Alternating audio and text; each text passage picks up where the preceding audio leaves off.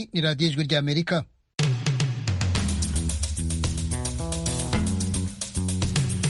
radiyo ijwi ry'Amerika ivugira i Washington DC mu Kirundi no mu Kinyarwanda ku mirongo migufi ya shortwave. Muratwumvira kuri metero 19 na metero 22. Mu Rwanda turi no kuri FM 104 n'ibice bitatu no kuri FM 88 n'ibice bitatu. Ikaze mu makuru yacu yo muri aka kanya, muri kumwe na Jeffrey Mutagoma na bagenzi banjye dufatanyije kuyabagezaho. Abacuruzi banyuranye bo mu Rwanda bakomeje gutaka igihombo bemeza ko gituruka ku ngamba zo kwirinda icyorezo cya COVID-19. Leta y'u Rwanda irabivugaho iki? Ntekereza ko icyorezo cya COVID cyahungabanyije byinshi, ariko ubu ngubu ni ukwicara tugatekereza ngo ni gute ubuzima bwo gucuruza bwakomeza, ubuzima bw'inganda bwakomeza nubwo hari icyo cyorezo. Ibyo bizasaba gutekereza mu buryo bwagutse kugira ngo ubuzima bugende busubirana. Uwo ni Madame Habyarimana Beata, Minisitiri mushya w'ubucuruzi n'inganda mu Rwanda, kuri mikoro y'Ijwi ry'Amerika ku munsi w'ejo akimara kurahirira imirimo mishya. Aho mu Burundi, komisiyo yo kumenya ukuri no kunywanisha abarundi yaraye ibonye ibisigazwa by'abantu 1,400 byatabwe mu kivunge mu bwicanyi bwabaye muri icyo gihugu mu 1972. Aya makuru n'ayandi ni mu kanya, tugumane.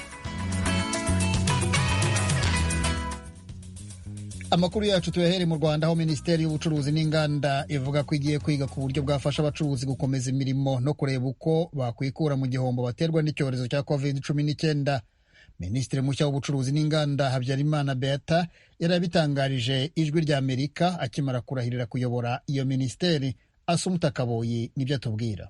Mu bayobozi baraye barahijwe n'umukuru w'igihugu Paul Kagame harimo Minisitiri w'Ubucuruzi n'Inganda Madamu Habyarimana Beata agiye ku buyobozi bw'iyi minisiteri, mu gihe abacuruzi n'abanyenganda bagaragaza ko ibihe bya COVID-19 byabagizeho ingaruka zitoroshye mu mikorere yabo. Rero dufite ikibazo cyane nk'abacuruzi, urabona ni resitora ariko nta muntu n'umwe urimo, nta mukiriya n'umwe kuva mu gitondo, ibintu byose ubu byahagaze. Ni igihombo gikomeye pe, mbese ku abantu niko yashushe. Ndabigenza nte? Abana barabyikiye umunsi, kode burakomeza, nta gihindukaho na kimwe. Iki kibazo n'ibindi birimo iby'imisoro ikomeje kwakwa, ubukode bw'amazu, abacuruzi bagaragaza ko batabasha kubona, birimo iby'ingutu bitegereje minisitiri mushya. Kuri mikoro y'Ijwi ry'Amerika uyu muyobozi avuga ko azita cyane ku kibazo cy'aba bacuruzi bashubijwe inyuma na COVID-19. Ntekereza ko icyorezo cya COVID cyahungabanyije byinshi, ariko ubu ngubu ni ukwicara tugatekereza ngo ni gute ubuzima bwo gucuruza bwakomeza, ubuzima bw'inganda bwakomeza nubwo hari icyo cyorezo. Ibyo bizasaba gutekereza mu buryo bwagutse kugira ngo ubuzima bugende busubirana. Mu mpanuro umukuru w'igihugu yari ahaye aba bayobozi, yabibukije ko inshingano bafite muri iki gihe zitoroshye kubera COVID-19 n'ingaruka zayo. Gusa umukuru w'igihugu abasaba gukora cyane. Inshingano murahiriye ubu biriho mu bihe bitari byiza, ni ibihe by'ingorane, ni ibihe birimo hari icyorezo n'ingaruka zacyo nyinshi. Kuvuga rero ngo imirimo dukora n'inshingano dufite byagiye byiyongera uburemere inshuro nyinshi, byagize ingaruka ku bukungu bw'igihugu, bifite ingaruka ku buzima bw'abantu, bifite ingaruka nyinshi ku buryo tugomba gukomeza kugerageza gukoresha imbaraga nyinshi, gutekereza kwinshi, kwitanga, ku imyumvire ubwacu ikwiye guheraho, ariko bigana no ku baturage kugira ngo bumve ko ikibazo uko giteye, ibyo bari badutezeho kenshi ntibiboneka nk'uko bikwiye, ntibyihuta, ariko ibyangombwa ni uko baradusobanura. Iyo usobanuriye abantu ikibazo icyo ari cyo, uko giteye, ingamba ufite, bigerageza gukora, byoroshya uburemere bw'ikibazo iyo abantu bakiganira, ndetse ahenshi umuti ukaboneka. Minisiteri y'Ubucuruzi yahawe umuyobozi mushya, yitezweho kugira uruhare mu kongera gufasha abacuruzi gusubiza ibintu mu buryo nk'uko byahoze. Umucuruzi wavuganye n'Ijwi ry'Amerika agasaba minisitiri mushya kubafasha kubona inguzanyo. Icyo twamusaba minisitiri mushya, yakumva nyine ibibazo byacu by'abacuruzi byo twahuye nabyo, noneho bakatworohereza nyine mu kubona iyo nguzanyo kugira ngo natwe tubashe kongera kuzamura ubucuruzi bwacu kuko bwarahungabanye bikabije. Twamusaba ko ayo mananiza rero arimo bagerageza kuyakuramo, uwujuje ibisabwa bakamuhereza iyo nguzanyo nta mananiza yandi arimo, ubundi tugakomeza tugasora, tugatanga imisoro, tugakora nk'uko twakoraga mbere. Minisitiri Habyarimana Beata yakoze imirimo inyuranye mu rwego rw'imari, harimo ko yabaye umuyobozi mukuru wungirije w'icyahoze ari Agaseke Bank, ubu cyahindutse Bank of Africa. Yanabaye kandi mu buyobozi bwa banki y'abaturage y'u Rwanda. Naho Minisitiri mushya w'ubutegetsi bw'igihugu Gatabazi Jean Marie Vianney we yari asanzwe ari guverineri w'intara y'Amajyaruguru. Aba baminisitiri babiri barahejwe kuri wa gatanu bashyizweho n'umukuru w'igihugu ku itariki ya 15 z'uku kwezi kwa gatatu. Assumpta Kaboyi, Ijwi ry'Amerika, i Kigali. Tuje ku mupaka w'u Rwanda na Repubulika ya Demokarasi ya Kongo, aho abacuruzi bo mu karere ka Rusizi mu burengerazuba bw'u Rwanda bavuga ko ingamba zo korohereza ubuhahirane zemeranyijweho hagati y'u Rwanda na Repubulika ya Demokarasi ya Kongo nta kinini zakoze ku gihombo gikabije batewe n'ifungwa ry'umupaka hagati y'ibihugu byombi ryabaye nk'imwe mu ngamba yo kwirinda ikwirakwira ry'ikiza cya COVID-19. Temistokle Mutijima ni umunyamakuru w'Ijwi ry'Amerika mu burengerazuba bw'u Rwanda. Tariki ya 21 y'ukwezi kwa gatatu 2020, tariki ya 18 y'ukwa gatatu 2021, harabura iminsi 3 gusa ngo umwaka urumanye neza u Rwanda rufashe icyemezo cyo guhagarika urujya n'uruza rw'abantu ku mipaka nk'uburyo bwo gukumira ikwirakwira rya COVID-19. Ni icyemezo cyagize ingaruka nyinshi ku bacuruzi bato n'abaciriritse bakeshaga imibereho urwo rujya n'uruza hagati y'abaturiye imipaka. Abiganjemo abacuruzi bijyanye n'ibiribwa mu mujyi wa Kamembe bavuga ko ubwo bucuruzi bwahahungabaniye bikabije. Ubucuruzi ubu ngubu bwarahagaze kubera nyine kwambukiranya bitagikunze. Tumeze nk'abafunze isoko kandi turyirirwamo. Wavaga mu rugo uvuga ngo mana wabona umuzigo ukavuga ati ibiro 5 by'ifu by'abana byinjiye. Naho ubu ushobora gukura umutayi wa 30 imuhira. Iminsi 3 yose yarangiye. Ugataha si ibiryo by'abana, si umwenda w'ishuri. Twarahombye pe. Abakongomani bakiza twabagaga nk'inka 120 zikanarangira, ariko ubu tubaga nka 20 cyangwa 15 tugasigana 5 Kamembe, izo 5 ntizishire. Iki kibazo mu bucuruzi bwambukiranya imipaka kiragaragarira no mu masoko yaha ku mipaka. Byinshi mu bibanza byahoze bicururizwamo biriho ubusa, abantu n'imbarwa. Twabuze abakiriya kandi n'isoko risa ryambaye ubusa rwose, namwe murabibona biragaragara. Aba bose bagiye byagenze bose, abenshi bagiye bamurwa n'abakongomani, abandi barahomba kubona imisoro batangaga barayibura, bahitamo gutaha bajya mu rugo. Aba bose baritahiye bibera mu rugo kubera ko arabishyira hano ku gatara, ntagire umuntu umubaza ngo iki ni igiki. Ntabwo wagura pavuro nazihinze, ntiwaza kugura ibitunguru nabihinze. Bitewe n'uko babonaga nta bakiriya bahari, sanga rero aho kugira ngo abage inka ize kumuborana nta mukiriya uhari, bituma avuga ngo reka mbe mpagaritse ntegereze igihe wenda ibintu bizasubirira mu buryo. Abategetsi b'intara ya Kivu y'Epfo ku ruhande rwa Kongo n'ab'intara y'Iburengerazuba ku ruhande rw'u Rwanda baheruka kumvikana ku birebana no korohereza abacuruzi bato kwambuka imipaka muri ibi bihe by'icyorezo cya COVID-19. Hari mu mpera z'umwaka ushize wa 2020 ubwo mu biganiro byabahurije mu mujyi wa Bukavu abo bemeranyije ko abacuruzi bafite inzandiko z'ingendo za pasiporo na laissez-passer bakwemererwa kwambuka bamaze kwipimisha no kugaragaza ko nta bwandu bwa COVID-19 bafite. Icyakora ku bw'aba bacuruzi b'Abanyarwanda ibi nta musaruro ugaragara byatanze mu bijyanye no kongera urujya n'uruza, kuko hakiri ukwifata cyane kuri bagenzi babo baturuka muri Kongo kandi ari bo bakiriya. Ikibazo kiri ku kiguzi cyo kwipimisha kigihenze ku ruhande rw'icyo gihugu gituranyi. Abakongomani batanga amadolari 30 ko umuntu yambutse. Urumva ko rero n'amadolari 30 n'amafaranga menshi cyane.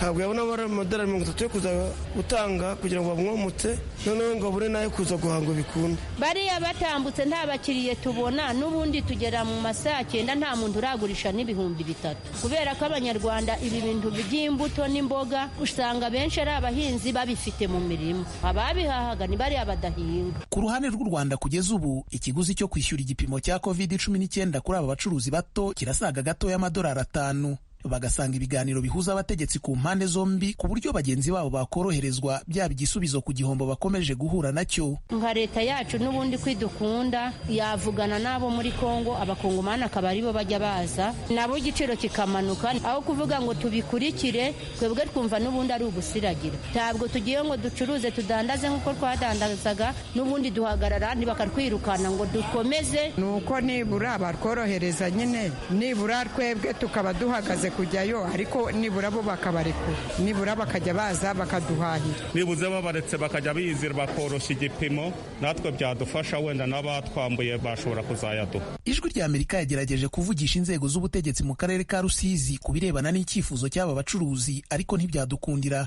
Bwana Kayumba Efuremu uyobora aka karere ku murongo wa telefone yatubwiye ko ahugiye mu nama aza kutuvugisha hanyuma, nyamara kugeza ubwo twatunganyaga iyi nkuru ntacyo yari yakadutangarije.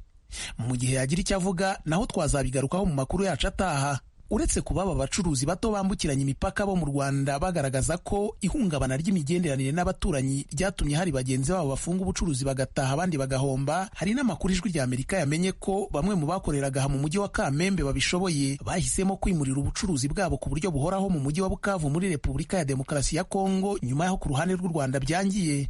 Temistokle Mutijima, Ijwi ry'Amerika mu burengerazuba bw'u Rwanda. Akoze Temistokle Mutijima. Tuve mu Rwanda tujye mu Burundi, aho komisiyo y'igihugu ishinzwe kumenya ukuri n'ubwiyunge bw'abarundi Sever yaraye itangaje ko yabonye mu binogo rusange imirambo y'abantu barenga 1,400 bishwe mu 1972 mu ntara ya Bururi. Mugenzi wacu Eloge Willy Kaneza ukorera mu biro by'Ijwi ry'Amerika i Nairobi nibyo atubwira. Umugwi Sever umenyesha ko ibinogo vyatowe hafatiwe ku makuru yatanzwe n'abanyagihugu bo mu ntara ya Bururi mu manuko bw'u Burundi bari bafite ubwenge ico gihe. Wongera ko babuhaye amakuru ari abarundi bo mu bwoko bwose, abahutu n'abatutsi. Mu kiganiro y'abanyamakuru ku mugwa mukuru w'ubutunzi Bujumbura kuri uyu wa gatanu, yerekana ibikorwa vyo kuzura ibisigarira vy'abantu bishwe mu rwimo rw'1972 i Bururi bigeze. Umukuru wa Sever yasiguye ko ari abandi bantu benshi batazwi igitigiri batawe mu nzuzi, abandi basangukira mu mashamba. Pierre Claver Ndayicari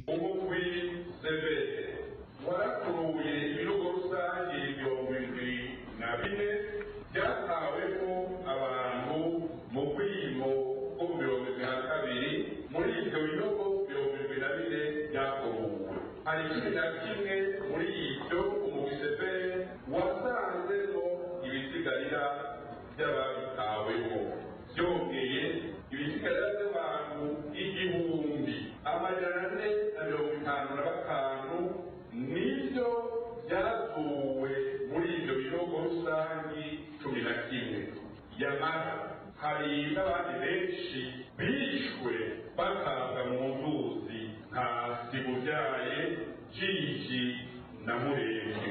Umugwi Sever ntiwoshobora kubatora. Hari n'abatawe mu mashamba baribwa n'ibikoko. Ndayicari yatwara umurwi wo kunywanisha abarundi no kurekuriranira yavuze imico imwe imwe y'abishwe mu makomine yagize intara ya Bururi. Harimo abayobozi b'amashure, abigisha bo mu mashure yisumbuye, abo mu mashure y'intango, abadandaza, abanyamyuga, abakozi ba leta, abarimyi n'aborozi batunze, abanyeshure barimo n'abo mu mashure y'intango, abasirikare n'abandi. Ibikorwa vy'umurwi Sever vyo kuzura ibisigarira vy'abishwe mu 1972 gusa, urwimo rwahitanye abahutu benshi kurusha abatutsi, vyateye impari mu kiringo c'umwaka ushize, n'ubwo Ndayicari yasiguye ko buno bwicanyi bwitaweho kurusha ubundi bitewe n'uko amasura ariko arashira. Mu kwezi kwa mbere hagati y'uyu mwaka, abaserukira amadini barakoranye n'abarongoye Sever babwira ko babona ibintu. Musenyeri mukuru Bernard Ntawoturi yigeze kubicegera c'umukuru w'uwo murwi, yahanuye ko hoba gutohoza kurusha. Abivuga afatiye ku karorero kabiwe yabuze mu 1993 h'abahutu mu ntara zitandukanye birara mu batutsi nyuma y'iyicwa rya Perezida Melchior Ndadaye yabaye umukuru w'igihugu wa mbere wo mu bwoko bw'abahutu atwaye Burundi abanje no gutsinda amatora. Muri 1993 je gibuhiga gutora abana basizwe na mukuru wacu, nasanze imivyimba iriko iratemba iboshe mu ruvubu. Beye imivyimba yashikiye yahebeye niho namaze mbe mukuru wanje yari cyane ntiyari. Uwo mubabaro tugendana kizodukiza ubwo tumenye ukuri, kandi uko kuri kuzova n'uruhande n'ubusa. Sever bayihemana ikomeye cyane, ubacakirya byo hejuru, ariko Sever ziri hasi mu bitugu bakanayironderera uburyo Uburundi buzokira tukirama. Musenyeri Joseph Kimararungu wo mu diocese ya Gitega hagati na hagati mu Burundi we yahanuye ko hobaho ubuhinga bugezweho mu gutororokanya ibisigarira vy'abishwe. Ibintu uko atari kwise nuko kuko twari bagiye kuvuga ingene Sever yakora iterisha bagira bati muriko murashira un particulier sur les événements de 1972 pour incriminer bamwe, ariko tuzi ko nanitwa izabaye agenda ku rwego rw'indana ari gusimuza fatira ikindi nagira Sever ko ifite la technicité qu'il faut ku buryo ataruko interesse muri kiramugire narija ariko abatizeye ngo Sever cyane hari amafoto ku video ku rubuga ariko baragira bati abatutsi b'ishuri 13 kuri komine Shoko bagiye kuzura muragusa uyiga kwerekana ko rema mwapije mu magufa kugira ngo yerekane ko ari icyenda gatatu na kabiri isiko hariho umugambi wo kugira ngo kuba perspective international. Umukuru wa Severe amenyesha ko imiryango yabuze ababo n'ivyabo mu rwimo rwo mu 1972 saba leta impozamarira canke inshumbusho hamwe no kugira imigirwa ikurikira iyo umuntu apfuye mu Burundi no kuvuga kugandara no kuganduka. Eroje urika neza ijwi rya Amerika. Agasaro kaburaga. Kuri iki cyumweru turakomeza gufasha imiryango gushaka abana babo. Rwose turi aho ngaho batubwiye ko ari muri Belgique bamujyana na n'uyu munsi mbese agasaro kabonetse rwose kubera nari umusosiyete dosiye zose zanyuraga imbere ababyeyi banyuraga imbere sinigeze na rimwe ngira ikindi kintu nkora kuva naburana namwe narashakishije nacuritse imisozi ncurura indi na n'ubu ngubu nta bundi buzima nagira ntari kumwe namwe. Agasaro kaburaga. Guhera saa 10 ku isaha yo mu Rwanda no mu Burundi ikiganiro Agasaro kaburaga gishamikiye kuri muri Sanga. Agasaro kaburaga kabonetse. Nubwo bwose bitangira atari yifuje ko nza mu buriri kubera ko birakomeye bitandukanya n'umwana wabyaye. Ndishimye cyane ntegereje kuzajya kubasura nkababona. Kamunazi Marceline umaze imyaka 29 atandukanye n'ababyeyi be muramwumva mu kiganiro Agasaro kaburaga mutegurirwa kandi mugezwaho nanjye Venuste Nshimiyimana. Umunyafurika y'Epfo Patrice Motsepe uherutse gutorerwa kuyobora ishyirahamwe ry'umupira w'amaguru mu karere ka Afurika CAF yasimbuye umunyamadagascar Ahmad washoje manda ye aregwa kunyereza umutungo w'ishyirahamwe. Mugenzi wacu Fidel Niyongabo yavuganye na Yusuf Mosi ushinzwe ibyo gutoza mu ishyirahamwe ry'umupira w'amaguru mu Burundi na Tarsis Hararimana umunyamakuru w'inararibonye w'imikino. Baragira icyo bavuga ku itorwa rya Motsepe. Duhere kuri Yusuf Mosi. icyo tuvuze ni uko ari amahinduka ahejeje kuba mu myaka mike cyane kuko nk'uko mubizi ishyirahamwe ry'umupira w'amaguru muri Afurika ryatwawe imyaka myinshi n'umuntu umwe kuva mu 1988 ryatwawe n'umunyakamerun Issa Hayatou gushika mu mwaka w'2017 urumva yuko atari imyaka mike. Hanyuma ubundi rero akaba yaratowe Ahmad wo muri Madagascar rwa murabona ko yatwaye ikiringo gito cyane imyaka 4.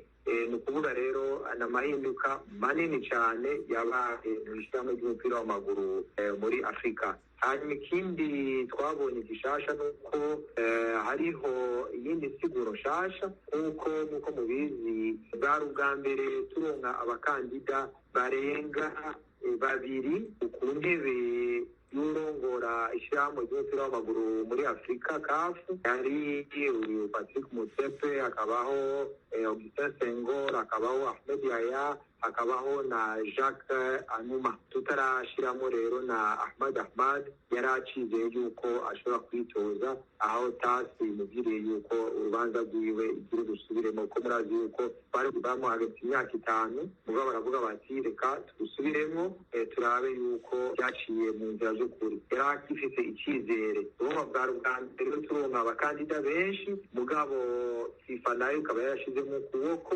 cyane cyane perezida wa FIFA Gianni Infantino. Murabona yuko mu mwanya muto yagendeye ibihugu byinshi hamwe. Murabona ko yagiye muri Mauritania, aragenda muri Maroc, arashika mu Rwanda, arashika muri Senegal, arashika muri Afurika y'Epfo.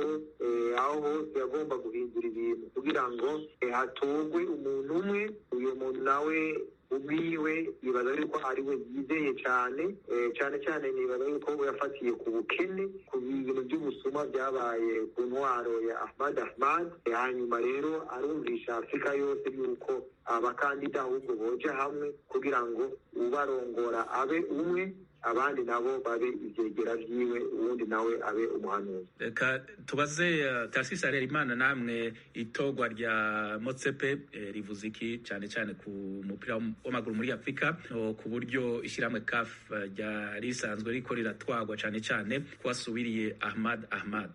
Urumva twibaza ko ibintu bigiye guhinduka kuko Mose ahejeje kuvuga yuko isaha yatomwe Cameroon yatwaye imyaka 29, nababwira ko Blatter nawe yari yatwaye imyaka 25. Kugira tubyumve neza, na Mose yahejeje kuvuga ati perezida wa FIFA yarahagurutse aja ahantu hatari hake. Novuga ko iyo perezida wa FIFA ahagurutse mu mategeko afite n'ikindi agiye gukora, ni ukuvuga FIFA twarabibonye aho haciye muri Mauritanie aza kuraba ibibuga aho bigeze, tere yabahaye, hariho mbere n'ihiganwa ryariko riraba ry'imikangara imyaka iri munsi ya 20, aja muri Senegal byo bavuganye cyane, cyabonetse bavuganye ivyerekeye amahiganwa y'abana bakiri bato ya Olympique azoba mu 2026. Hariho n'itade nini y'ikibubakwa kuri izo nyene, asimbira muri Repubulika ya Congo kubona na Perezida Tshisekedi. Murazi ko hariho ishyirahamwe rya FIFA rifitanye imigenderanire na Union Africaine, kuvuga cyane cyane ivyerekeye indero. Avayo yugurura ikigo gishinzwe iterambere ibiro bya FIFA muri Congo, i Kigali mu Rwanda, abonana n'abashinzwe umupira w'amaguru, ariko abonana n'umukuru w'igihugu kugurura ibiro bya FIFA naho nyene. Urumva iyo yiye n'urwo rugendo aba afise ikintu avugana n'abategetsi bo muri ivyo bihugu. Ivyo ntibisanzwe, ariko ivyatangajije abantu n'ivyo Mose yariko aravuga nuko kandi byaciye ku makuru y'abamenyeshamakuru, nuko byabaye mu kimbo nyene bariko barategura amatora. Ageze muri Maroc, secrétaire général wa CAF bari bahaye ari Banze Abdallah niwe yarasigaye icicaro, ubundi we yari yavuyeyo arabivamo. Urumva rero hari ikibazo gikomeye cyane. Ico kibazo rero nuko bari bahaye secrétaire général wa CAF yarabyivugiye, aravuga ati CAF igeze habi. Reka ndababaza, kuba Infantino yarabyivanzemwo muri aya matora, ntibiboneka nabi ku isura ry'uwatowe Motsepe?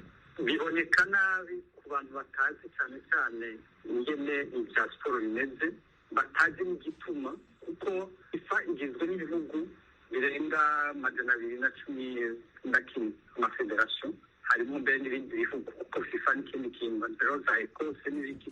Ariko mu gihe muri ibyo bihugu hariho ingorane, conseil d'administration, kuvuga inama igenzura ubutunzi bwabyo, igenzura ingene ibintu bimeze, bikaba bibaye muri Afurika cyangwa no mu bindi bihugu muri Amerika, birashobora gusenyura FIFA. Ni ukuvuga CAF, ibihugu byo muri Afurika bigize FIFA.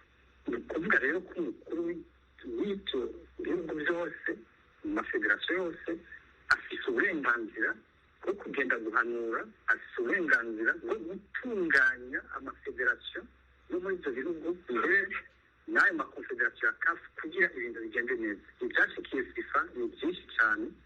Infantino yaje gutwara FIFA, Blatter yatowe baca baramutura, Blatter nawe yasubiye Joao France yatanze imihoho ku byerekeye ibyo by'amahera.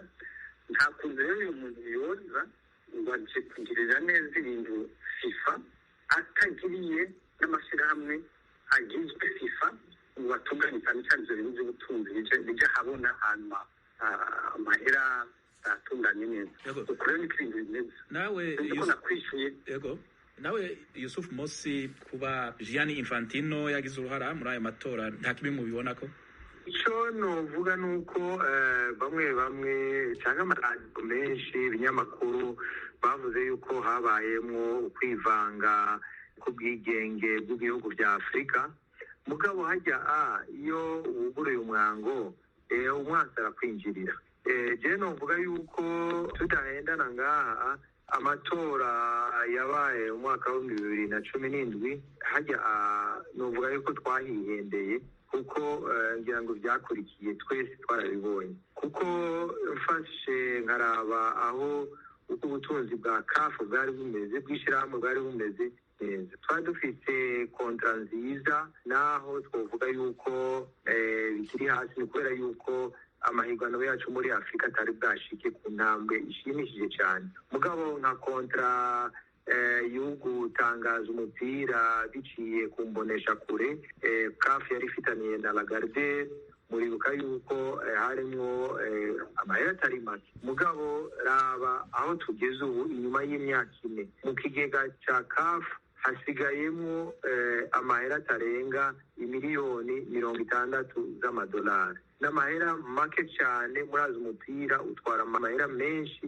mu bintu by'iterambere ku buryo rero twavuga ko ubutunzi bwamanutse hasi cyo rero nico Infantino yahagarariye ko cyane kugira ngo yumvishe abanyafurika yuko ibintu biteza kugenda nk'uko byagenze muri aya matora aheruka ni ukuvuga yuko rero twebwe umuntu twatoye umwaka wa 2017 ni ukuri nta kintu kininiya cyane yashoboye kutumarira hariho ibintu byinshi bitagenze neza cyane cyane mu byerekeye ubutunzi byanatumye kugwa ryiwe rinyaruka bica binatuma n'ishyirahamwe rigoyagoya mu byerekeye ubutunzi. Ego muravuze ikigega cya kafu gifite amafaranga make ni make cyane miliyoni 60 muravuze ko amafaranga yagabanutse cyane ubutunzi bwa kafu bwagabanutse abariko batumviza batazi amafaranga mu bisanzwe ibikeneye n'ingene yarondera nike cyatumye aya mafaranga agabanuka.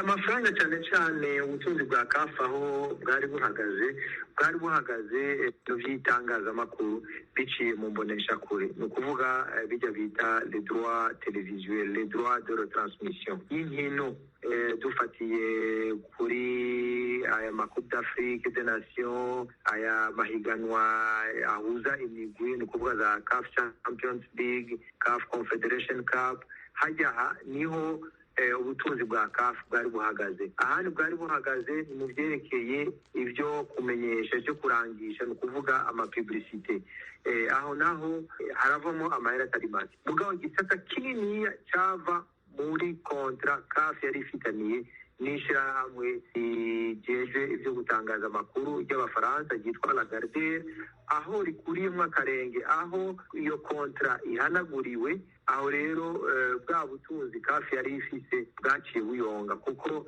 ibyerekeye ikoreshwa ry'amahera ntibyigeze bihagarara kuko tugiye kubiraba turabona yuko hariho byinshi byaciye bihinduka mu byerekeye ikoreshwa ry'amahera dufate nk'abahagarikizi amahera yabo barayongereje gatoya dufashe bajya bita le comité de match bajya bose amahera yabo bahora bakoresha yarongerekanye ni ukuvuga yuko ikoresho ry'amahera ryaciye ryiyongera harajamo n'ibindi byatumye nyine ubutunzi bugabanuka amakontra twovuga adatomoye cyane byatuma hagenda amahera menshi ibyo rero byaciye bituma ubutunzi butera bumanuka hasi hanyuma tugiye kuraba tugaca dusanga n'uburyo dukoresha bwaciye bubandanya buduga kuko n'abakozi nabo nyene bariyongeye imishahara iraduga ibyo byose kandi iyo kontra igiye guhagarara rero byose rero byaciye biboneka ni ikinogo cyaciye kibonekera. Nashaka nze kuri wewe Tarsis mwibaza ko ari iki abantu bo kwitega ku iyo muyobozi mushasha wa CAF kubijanye no kugena iryo shirahamwe risanzwe ritunganijwe rikora twavuze ko wasubiriye yaranzwe na ruswa bikaba byatanze isura mbi kuri iryo shirahamwe hari ikintu mwiteze ko umuntu ko ashobora guhindura ku buryo iryo shirahamwe rikora amafederasiyo muri Afurika ifederasiyo imwe ishoboye gukora igakora neza ishobora gukoresha miliyoni 1.5 z'amadolari ukoze neza ukagira amakuru ariko biragorana kubishika kuri ayo mahera yose ava muri FIFA nagira rero nsigurira abantu uburyo two turavuga ati independence ya CAF ati kwigenga kwa CAF bishoboka CAF yavuye kure yaragize ingorane kuva iryo shyirahamwe rishyirwako ni ukuvuga rero uko CAF igira ingorane niko na FIFA igira ingorane ubu rero ko bazanye uyu mutunzi wo muri Afurika y'Epfo akaba yaremeye imbere y'abamenyeshamakuru ko azotembera ibihugu byose byo muri Afurika nshuti muduteze amatwi amakuru yacu y'aka kanya n'aho tuyasoreje. Reka nshimire mwe mwese mwayakurikiye na bagenzi banjye bamfashije kuyabagezaho. Yegeranyijwe na Fatu Alimas Karara, jye mwumva kuri mikoro ndi Jeffrey Mutagoma. Turabashima tubifuriza amahoro n'amahirwe.